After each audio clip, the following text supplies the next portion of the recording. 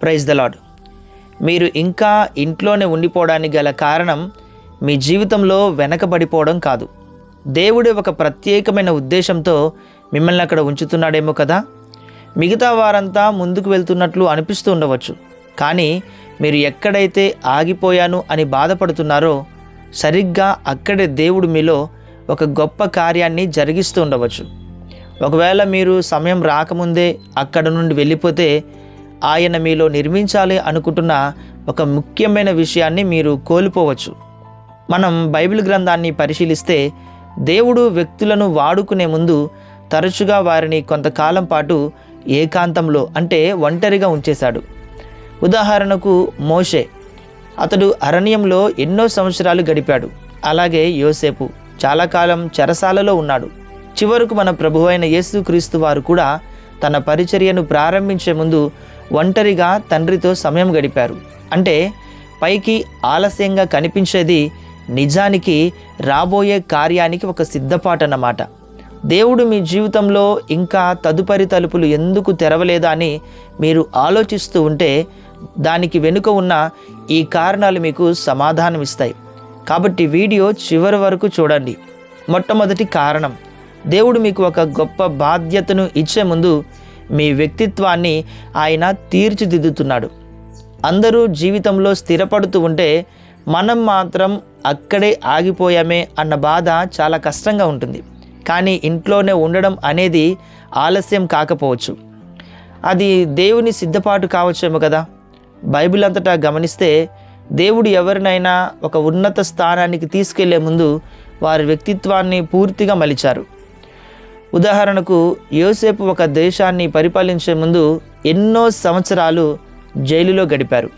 దావీదు రాజు కావడానికి ముందు ఎవరికీ తెలియకుండా అరణ్యంలో పొలాలలో ఒంటరిగా గొర్రెలు మేపుకున్నాడు. ఆ నిశ్శబ్ద సమయాలే వారి భవిష్యత్తుకు అవసరమైన వ్యక్తిత్వాన్ని వారిలో నిర్మించాయి.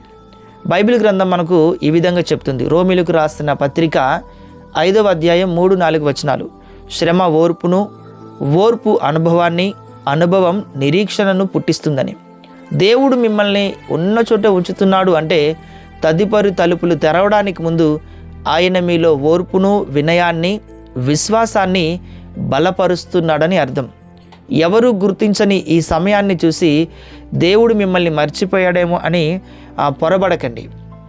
మీ ప్రస్తుత పరిస్థితులకు అర్థం కాని ఒక గొప్ప భవిష్యత్తు కోసం దేవుడు మిమ్మల్ని సిద్ధం చేస్తున్నాడని మీరు తెలుసుకోండి.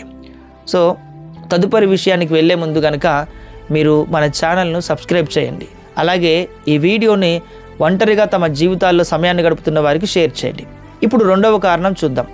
ద్వారాలు తెరవడానికి ముందు దేవుడు మీ జీవితంలోని పరధ్యానాలను తొలగిస్తున్నాడు. అంటే మన జీవితంలో అనవసరమైన వాటిని.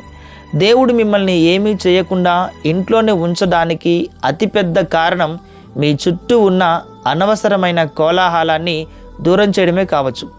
జీవితం ఉరుకులు పరుగులుగా ఉన్నప్పుడు మనం దేవునిపై కాకుండా మన దినచర్యలు, మనుషులు లేదా మన పనుల మీద మనము దృష్టి పెడతాం, ఆధారపడటం కూడా మొదలు పెడతాం. కానీ ఏ పని లేని ప్రశాంత సమయంలో ఆ పరధ్యానాలన్నీ కూడా తొలగిపోతాయి. అప్పుడు అకస్మాత్తుగా మీకు ప్రార్థించడానికి, దేవుని వాక్యాన్ని చదవడానికి, ధ్యానించడానికి మరియు దేవుని స్వరాన్ని స్పష్టంగా వినడానికి ఎక్కువ సమయం దొరుకుతుంది. యేసుక్రీస్తు ప్రభువారు కూడా తన పరిచర్యలో ముఖ్యమైన పనులు చేసే ముందు అంటే ప్రజలందరినీ వదిలేసి తండ్రితో ఏకాంతంగా సమయం గడపడానికి వెళ్ళేవారు. అంటే అది వెనకబడిపోవడం కాదు. ఏకాంతం అంటే వెనకబడడం కాదు, అది భవిష్యత్తు కోసం సిద్ధపడడం. కీర్తనలు 46:10 వచనం, ఊరకుండి నేనే దేవుడనని తెలుసుకొనుడి. మీ జీవితం మీరు ఊహించిన దానికంటే మరీ నిశ్శబ్దంగా ఉంటే ఆ పరిస్థితి నుండి తప్పించుకోవడానికి తొందరపడకండి. మీ గమ్యాన్ని మార్చే ముందు ఆయన స్వరాన్ని స్పష్టంగా వినగలిగేలా దేవుడే ఆ ప్రశాంతతను సృష్టిస్తున్నాడేమో కదా. ఒకసారి ఆలోచించండి. ఇప్పుడు మూడవ కారణం చూద్దాం. ఇతరులకు కనిపించని మీ అంతర్గత గాయాలను దేవుడు స్పష్టపరుస్తున్నాడు. కొన్నిసార్లు మనకు తెలియకుండానే మనలో ఉండే గాయాలను మాన్పడానికే దేవుడు మనల్ని ఇంట్లోనే ఉంచుతాడు.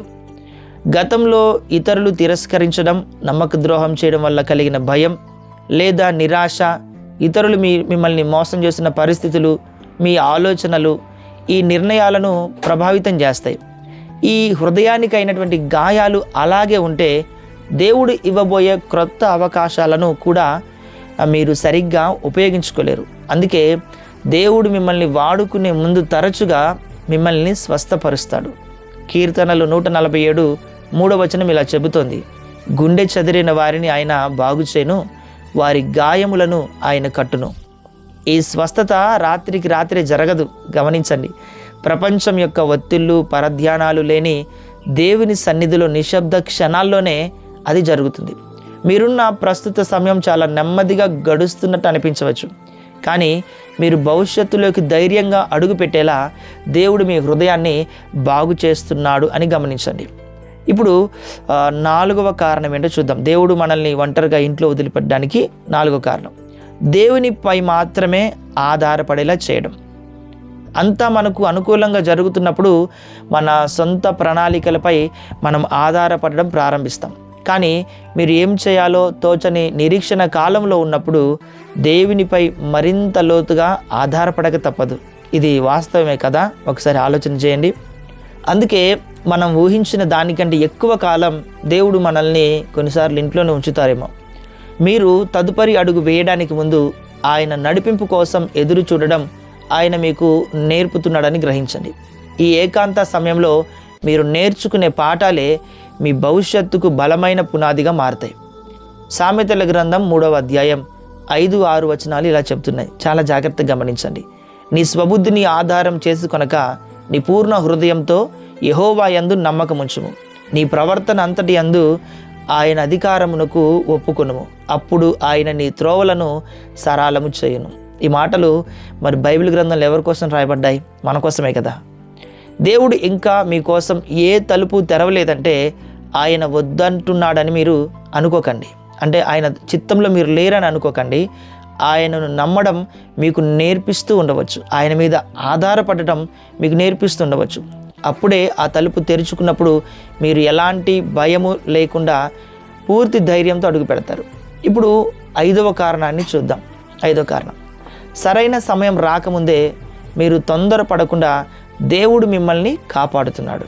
అంటే ఇంకా సమయం రాలేదు అని అర్థం. మనం ఒప్పుకోవడానికి కష్టంగా అనిపించే ఒక సత్యం ఏమిటంటే మన ముందుకు వచ్చిన ప్రతి అవకాశము దేవుని నుండి వచ్చినది కాదు. కొన్నిసార్లు దేవుడు చేస్తున్న ఆలస్యమే మనకు నిజమైన రక్షణ. దేవుడు మిమ్మల్ని చాలా తొందరగా బయటకు పంపిస్తే ఆయన ప్రణాళికలో లేని తప్పుడు సంబంధాల్లోనికి, తప్పుడు అవకాశాల్లోనికి లేదా తప్పుడు పరిస్థితుల్లోనికి మీరు వెళ్ళిపోయే ప్రమాదం ఉంది.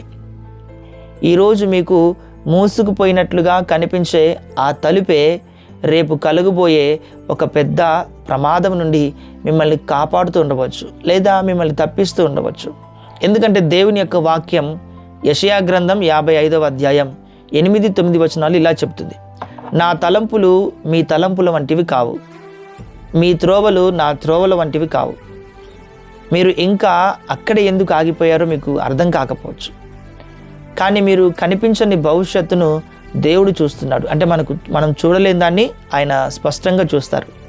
ఆయన మీకోసం సరైన స్థలాన్ని మాత్రమే కాదు, సరైన సమయాన్ని కూడా సిద్ధం చేస్తున్నాడు.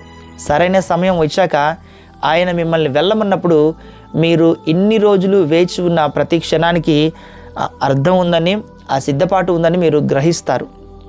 అందరూ ముందుకు వెళ్ళిపోతుంటే మీరు ఇంకా ఇంట్లోనే ఉండిపోయినందుకు ఏమాత్రం అధైర్యపడకండి.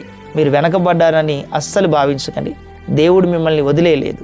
ఆయన మిమ్మల్ని సిద్ధం చేస్తున్నాడు. ఎవరికి తెలియకుండా ఆయన రహస్యంగా మీలో చేస్తున్న పని ఒకరోజు ప్రపంచం మొత్తానికి బహిరంగంగా కనిపిస్తుంది. అంటే ఆయన మిమ్మల్ని సానపెట్టాడు, పదును పెట్టాడు. ఆయన మీద నమ్మకం ఉంచండి. ఆయనను వెదకడం కొనసాగించండి. మీ సొంత ఆలోచనల కంటే ఆయన సమయం ఎప్పుడూ సరైనదని నమ్మండి.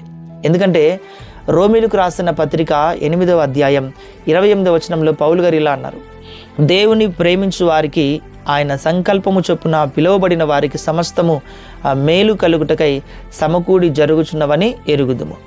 ఈ సందేశం గనుక మిమ్మల్ని బలపరిచినట్లయితే ఈ సందేశం మీకు ఆశీర్వాదకరంగా ఉన్నట్లయితే కామెంట్స్లో థ్యాంక్ యూ జీసస్ అని టైప్ చేయండి. తద్వారా మీరు బలపరచబడ్డారని నేను తెలుసుకుంటాను. తద్వారా మరిన్ని మంచి వీడియోస్ చేయడానికి అవకాశం ఉంటుంది. అదేవిధంగా ఇలాంటి ఒంటరి పోరాటం చేస్తున్న మరొకరికి ఈ వీడియో స్ఫూర్తినివ్వచ్చు. కాబట్టి ఈ వీడియోని ఖచ్చితంగా ఇతరులకు షేర్ చేయండి. మరిన్ని బైబిల్ సందేశాల కోసం మన ఛానల్ను సబ్స్క్రైబ్ చేయండి. దేవుడు మీకు తోడై ఉండును గాక. దేవుడు మిమ్మల్ని దీవించి ఆశీర్వదించును గాక. ఆమేన్. ఆమేన్.